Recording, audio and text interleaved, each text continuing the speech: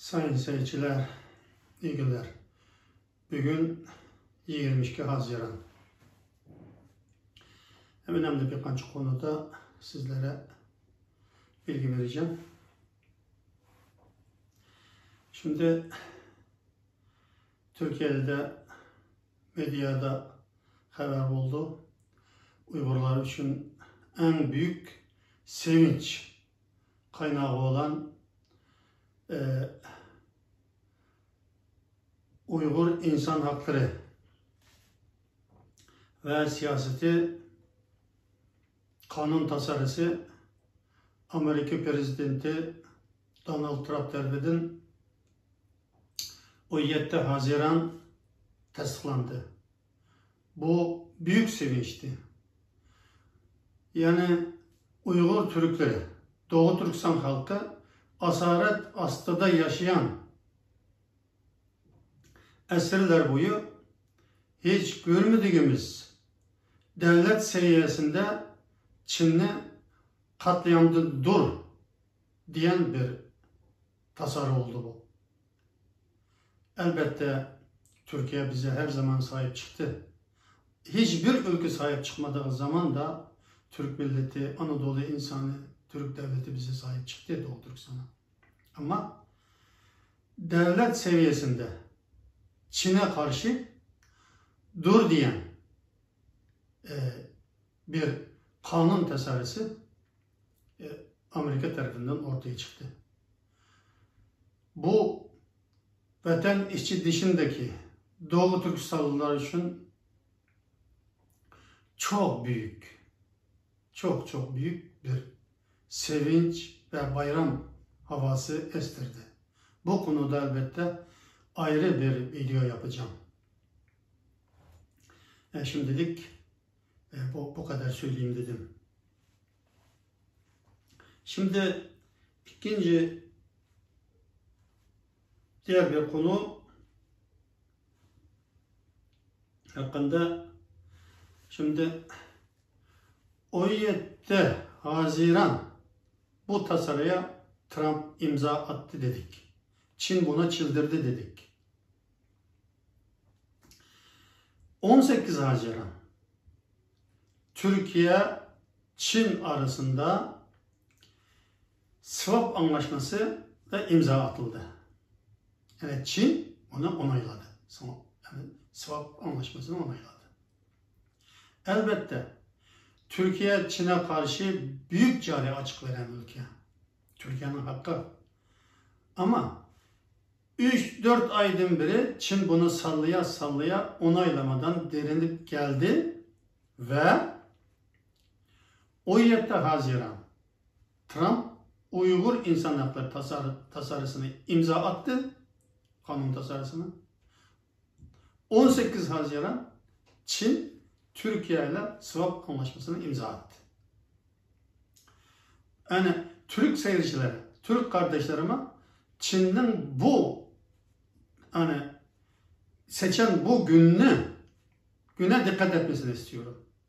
Çünkü Çin karşılıksız hiçbir şey yapmaz. Bilhassa Türkiye'ye. Belki Türkiye, Türk halkını, Türk devletini susturmak için de olabilir. Ama Türkiye her zaman gibi Anadolu insanı bizimle bağıra bastı. Her zaman Doğu Türkistan'dan beraber, acılarını beraber paylaştı. Gene Doğu Türkistan'ı unutmayacağına biz her zaman inanıyoruz. Bırak Çin'in tavrını, Çin'in oyununu her zaman dikkate almalı diye düşünüyorum. Şimdi diğer bir yeni gelişme.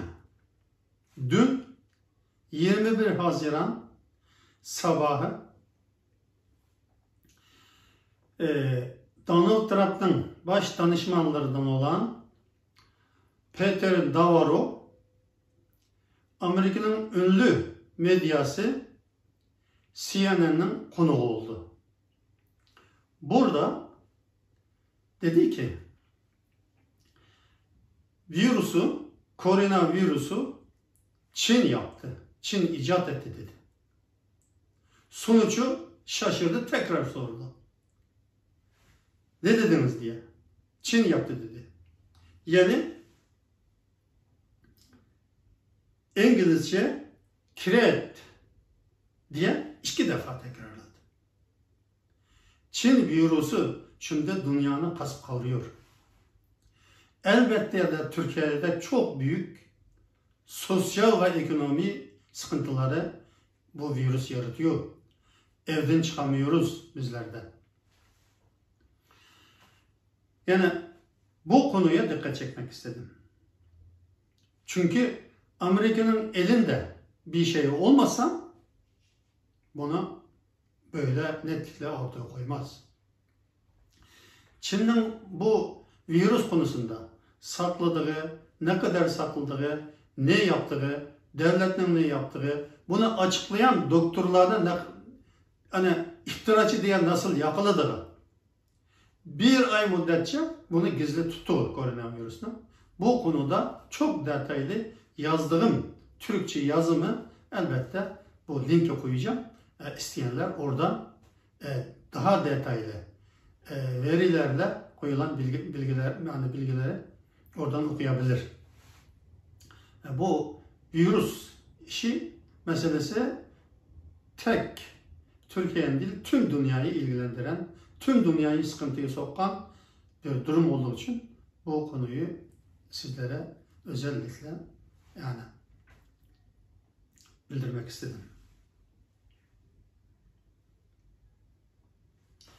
Daha bir konu.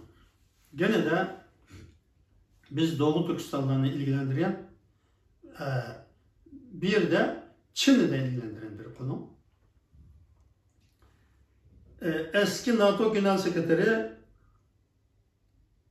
Rasmussen organize etkisiyle 19 Haziran Cuma günü Danimarka'nın başkenti Kopenhag'da Çin ile mücadele konulu bir demokrasi zirvesi oldu. Birçok Avrupa ülkeleri hani katıldı, yani liderler katıldı. Amerika Dışişleri Bakanı Mike Pompeo video konferansıyla bu şeye davet edildi, bu zirveye. Pompeo önemli birkaç konu hakkında konuşurken ön sıralarda hani seslendirdiği Uygurlar oldu. Şimdi Sayın Pompeo aynen şöyle dedi. Buradan haberden okuyayım. Çin Genel Sekreteri, yani Çin Komünist Parti Genel Sekreteri Xi, Çin'deki Müslümanların vahşice bastırılması için yeşil ışık yakmıştır. Bu insan hakları ihlali ölçeği 2. Dünya Savaşı'ndan bu yana hiç görülmemiştir, diyor.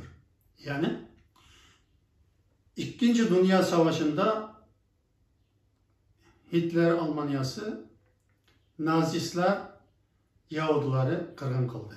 Ama ondan sonra böyle bir topluca katliam hiçbir zaman görülmemiştir, diyor. Bu çok önemli.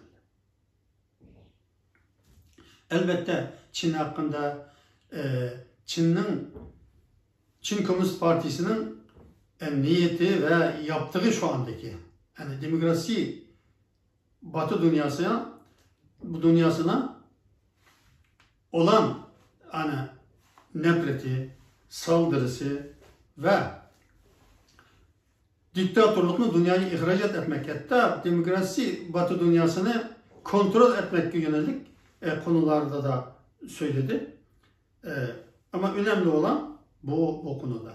O sözünün sonunda, hani konuşmasının sonunda Uygurlar ve Hong Kongluların durumuna Avrupa ülkeleri her zaman devamlı dikkat etmesini istiyorum dedi. Ve bu sözden altını çizdi. Bu çok önemli. Bilhassa biz Doğu Türkistanlı için çok önemli bir konuydu. Yani bunu sizlere bu kısa video ile haber vermek ve bildirmek istedim. Videonun gene başka konularda devamlı yapacağız, görüşeceğiz. Şimdilik Allah'a emanet olun.